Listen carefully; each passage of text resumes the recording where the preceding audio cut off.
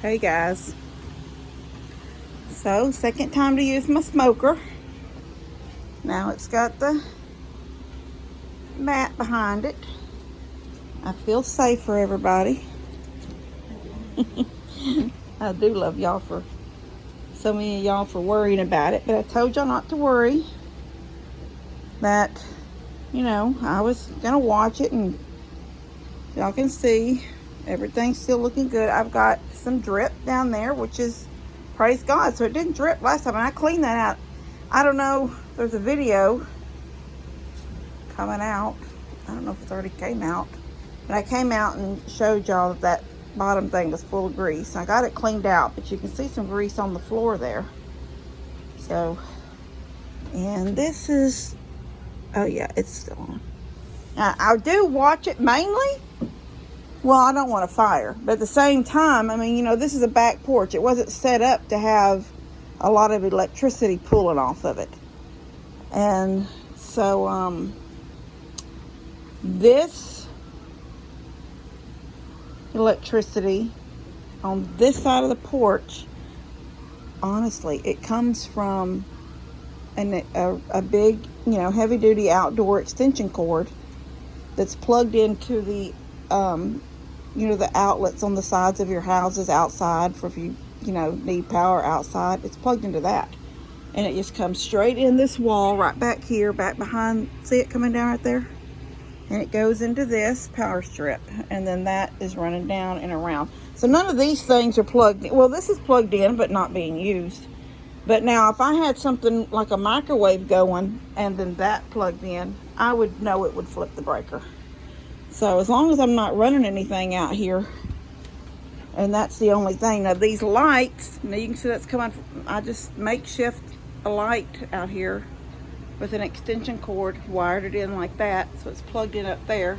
I know what you got to do when you don't, I mean, I'm not an electrician. I can do a little bit of stuff, like I can take a light kit and the two wires sticking out the back, take an extension cord, cut the end off of it, plug it in, you know. Now I know that's an extension because that cord wasn't long enough. If I had my way, if I had a cord that was long enough, I would have just used one extension cord, cut the end off, wired it in there, and brought it down and around and into the outlet. But I didn't, so I had to use an extension cord to get the light to it.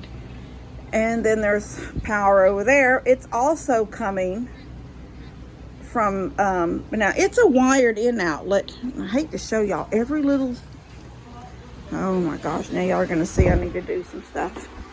Okay, so there's an outlet right down here. And I've got a little stack of stuff that needs to go out to the shop. But if you can see right down there, I have an outlet. That's a real outlet under, you know, coming up the floor of the porch. And real wire coming into the bottom of it. And that gave me an outlet there because there's two plugs there. One goes down under the house and comes around and comes up out to this light right here. So back porch light. And the other one goes down, as you can see, there's a hole right there. It goes down. Oh my gosh, y'all are seeing all of my, this is stuff I do. I don't call nobody to help me, it's just what I do. So I drilled a hole there, then I went down underneath this porch and came all the way over and came up right there. There's a hole, I think it's underneath this couch, but there's a hole there to bring in that power up, and then I hooked a power strip to it. So that gives light. Now this light right here is, the light bulb's out. That gives light here, and then it goes around and it puts power to the TV over there and power to that lamp and that light. So it is what it is. I'm sure somebody's gonna say, oh my gosh, honey, unless you're a woman and you're an electrician, which I wish I was a real electrician, but I'm sure somebody's gonna say, honey, look what she's done. She got fire hazards all over the place. But I don't know, for the most part, anything that I've done would just flip a breaker if I like I said, like if I overloaded this. I'm gonna tell y'all something. While I'm sitting here watching this smoker smoke, I'm fixing to take my pork chops out. I think they've been in long enough. I know I just did a video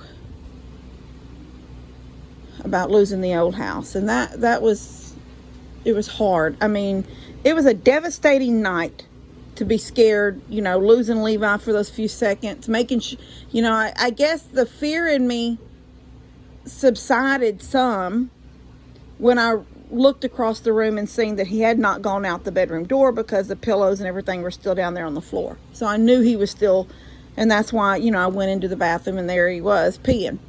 But, you know, once that subsided, seriously, I still thought, even walking around outside, even after I'd called the fire department, called 911, and they were trying to get the fire department, you know, I still didn't have a fear. You know, maybe that's God in me. You know, God, I know that he's going to look out. He's going to take care. No matter what I'm going through, he's there.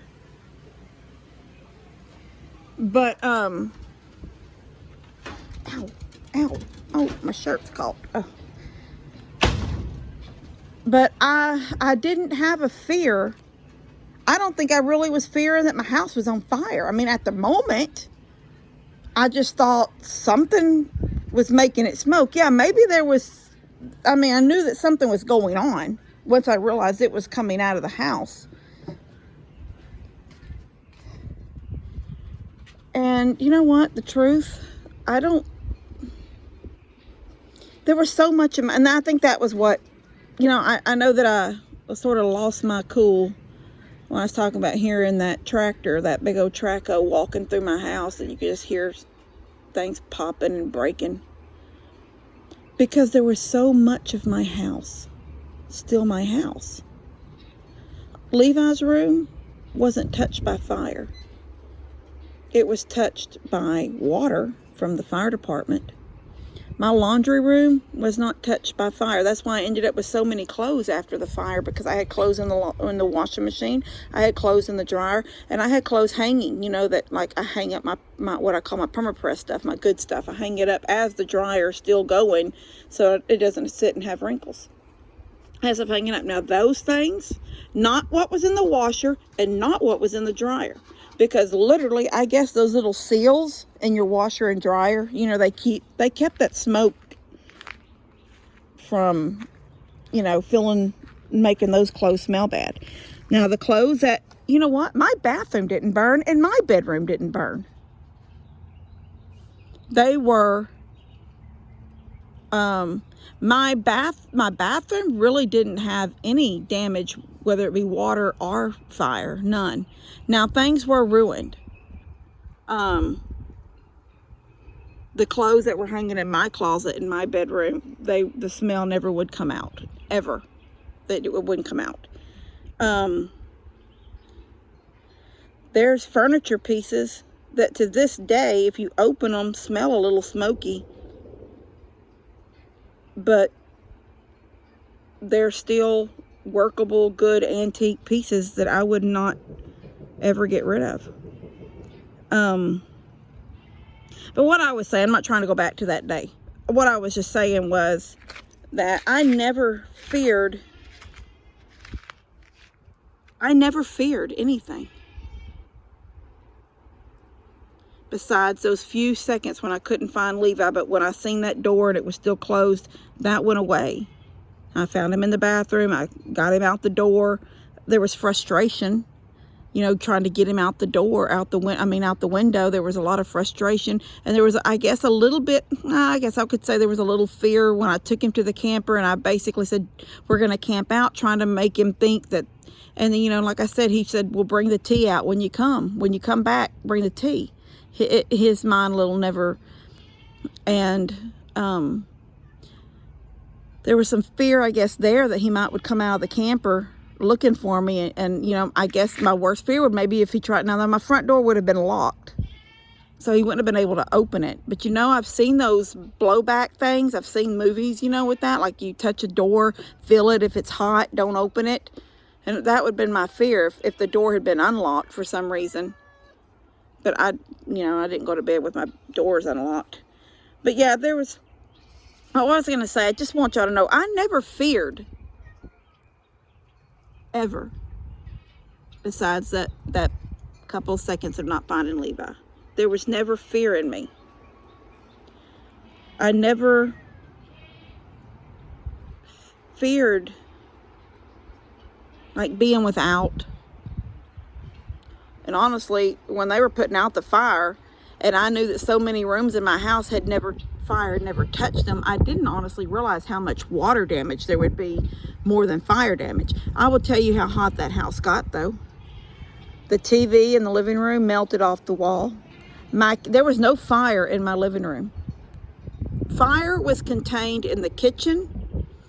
It went into the original bathroom that was at the back of the house. It went into that bathroom a little bit, but not very far.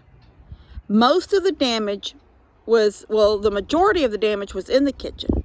And then when it went up the walls in the kitchen and got into those cavities and went up into the attic, there was a lot of damage upstairs. But I'm going to tell you something, when it was all said and done, when the fire marshal, after about a week or so, told us we had the okay to go in if we wanted to get anything, that's where we went. Me and Dad went into the house. I'm going to tell you how good the fire department was, so I'll tell you that real quick, because I didn't mention that in the other video. They, through that window that I went out of in my office, they brought all the furniture that was salvageable out of that house and put it in my front yard.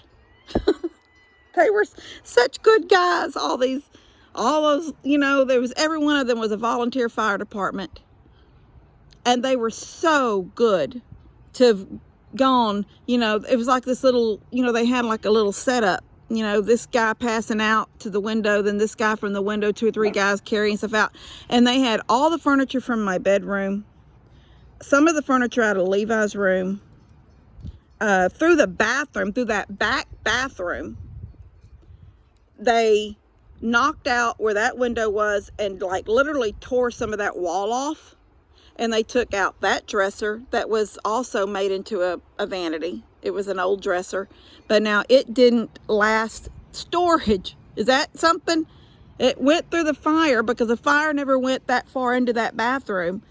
But after things set for several months in my, there was a little shed I had, and it had a floor in it and a roof and everything, but just moisture in the air. Some days were rainy, some days were cold, some of the stuff just didn't last. They drug that clawfoot tub out. It was sitting in my backyard. They were such good guys to have worked like they did in salvaging things that still look good to them.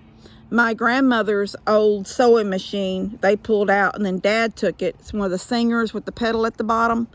It was burnt at the top, but Dad took it, and it was a few weeks after I'd moved back into this house that all of a sudden he pulled up one day and sat it on my front porch, and he had sanded it and then put a coat of polyurethane on it, and it's in the house now.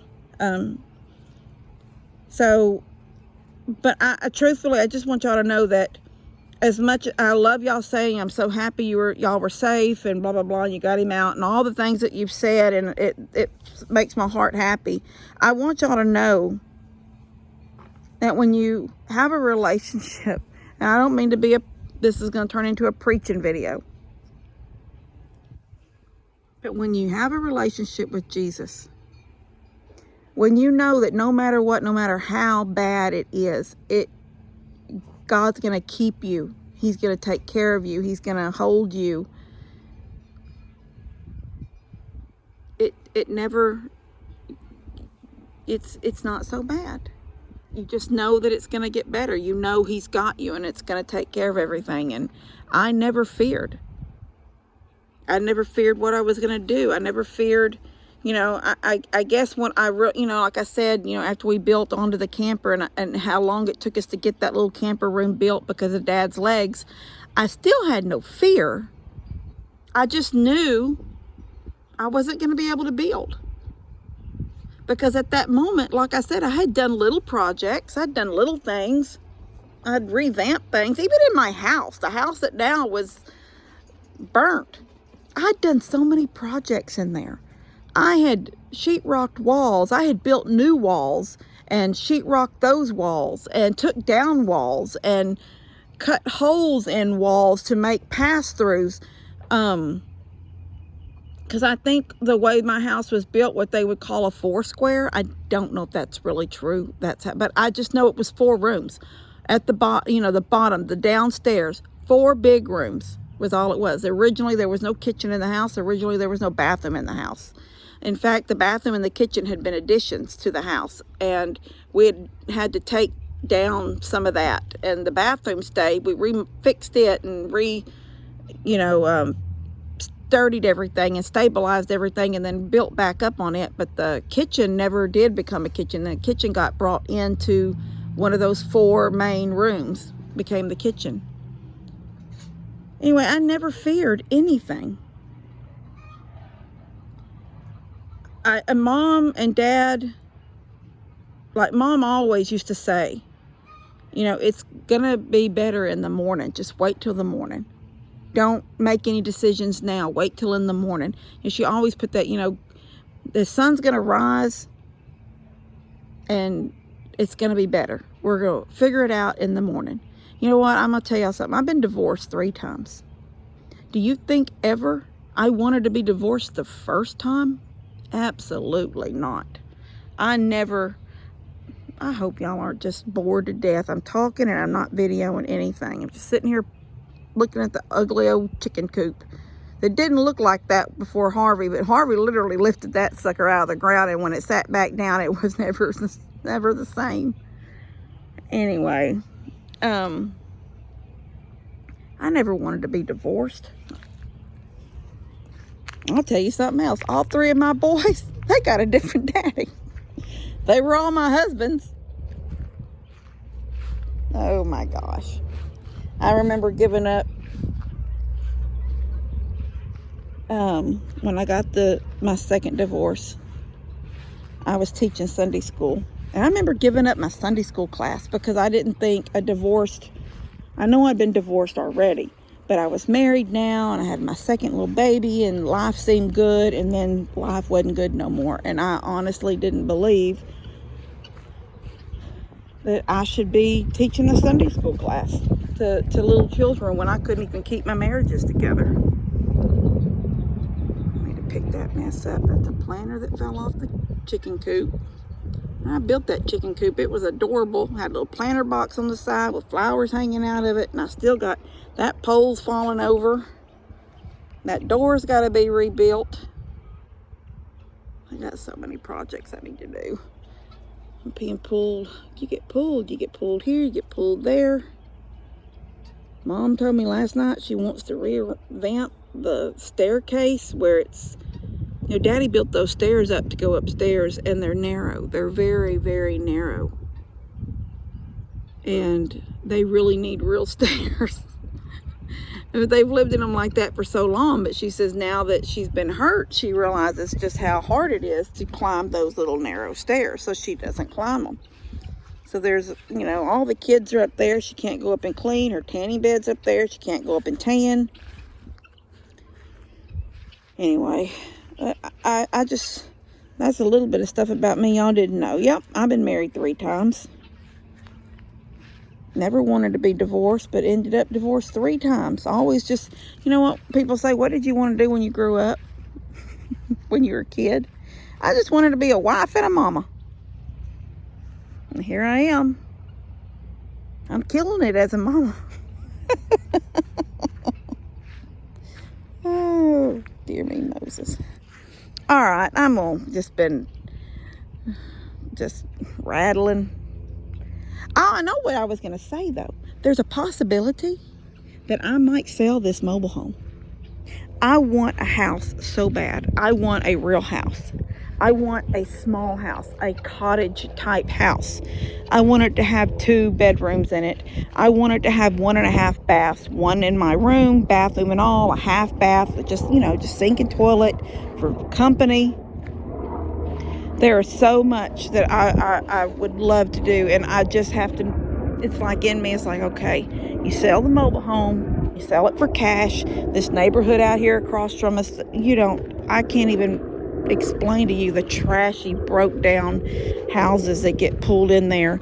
Sometimes you see them going in, or you follow one in and you see where it's going to be sitting. You see it getting going on its its lot.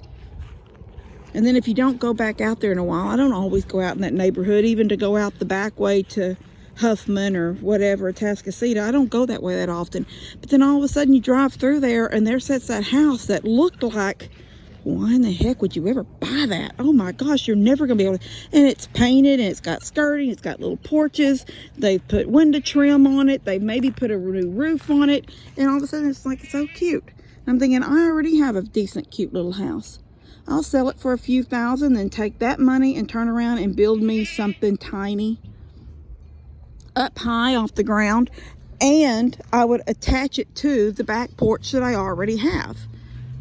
I would literally have it pulled out, stabilize the back porch, because it's not built to the house. It's freestanding porch. The only thing that hooks the porch to the house is the roof. So I would have to, put up some posts right inside where the roof is and detach the roof from the house where it could be moved away. Front porch would have to come all the way off.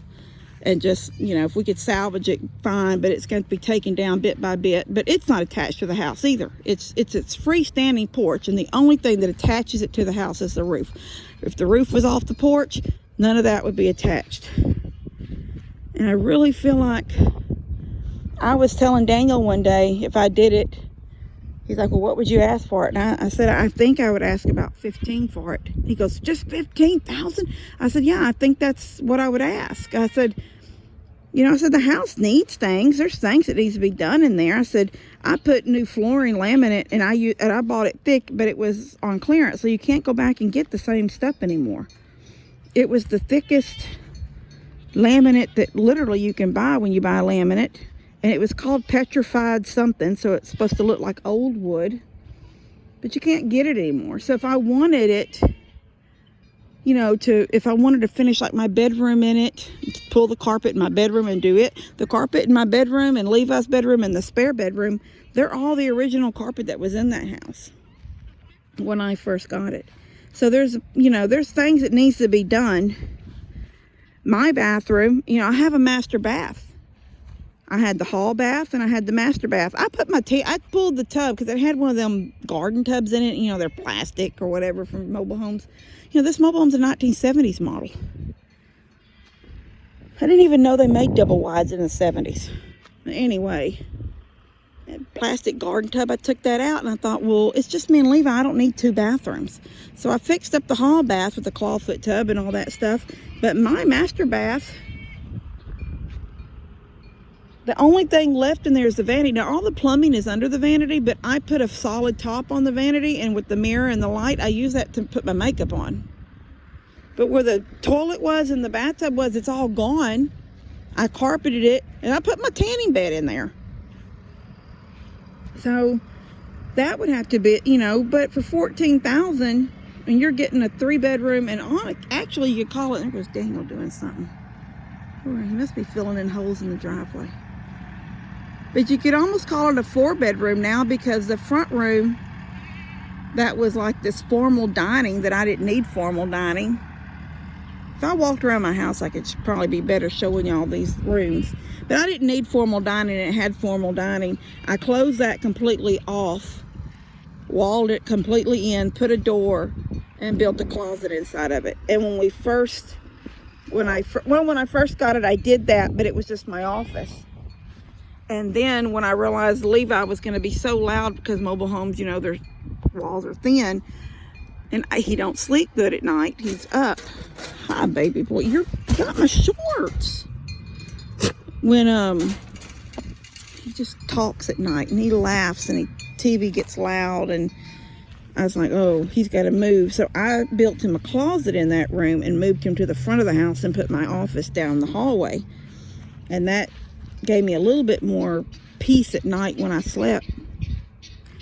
But so now with that closet in that front room, it's about a 10 by 10. It's not a big room, but in mobile homes you don't have. I mean, my room is the biggest room in that mobile home, and it's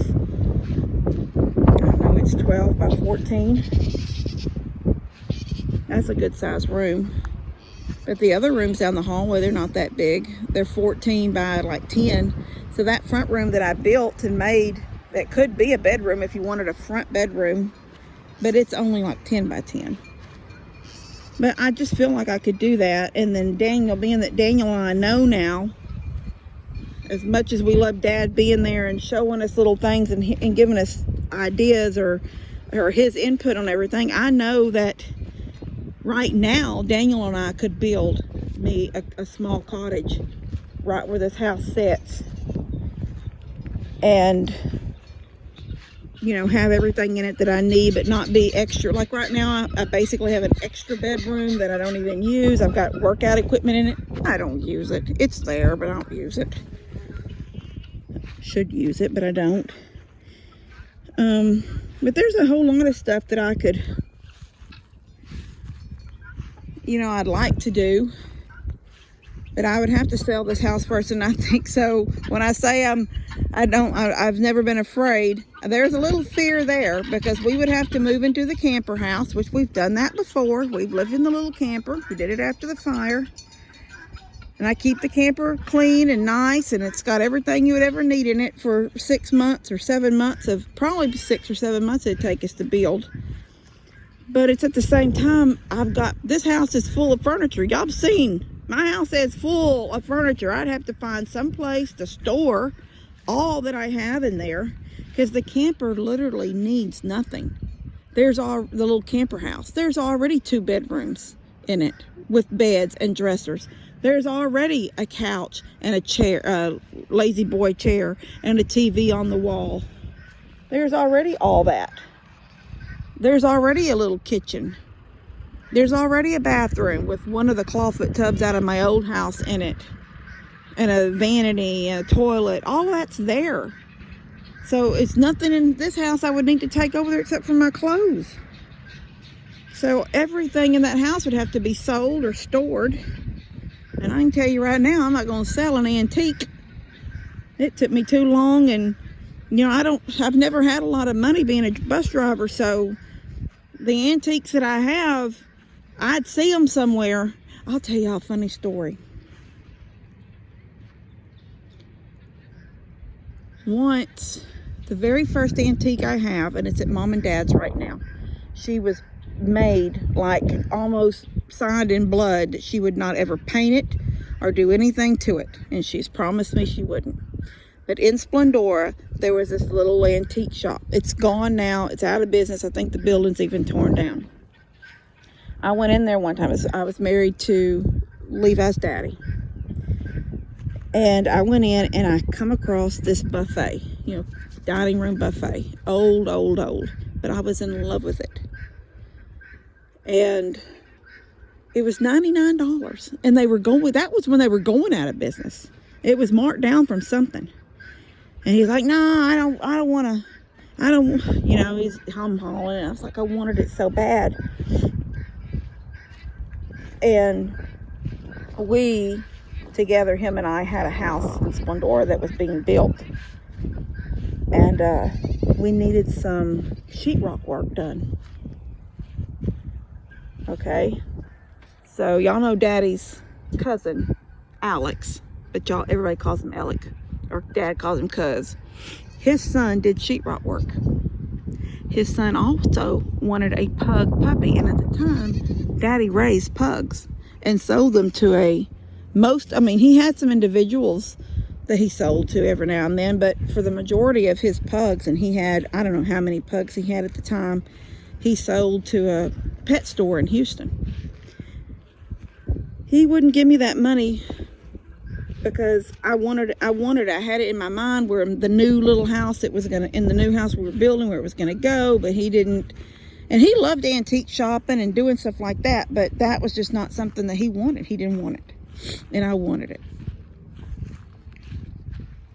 And so I knew that we were going to be paying Alec's son to do sheetrock work in just one of the rooms of the house. And we were going to give him $100 for it. I also knew that he wanted a pug. So I asked Daddy to give him a pug. Y'all seeing where I'm going with this? So Daddy gave him a pug instead of money. I had to ask him, would he accept a pug instead of the money? He said, yeah. Dad charged more than that for these, for his pugs. They're full-blooded with papers, registered. He charged way more than $100.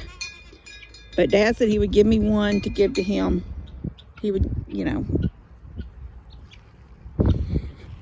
So when Buckshot gave me the $100 to pay that boy, because he'd be at work.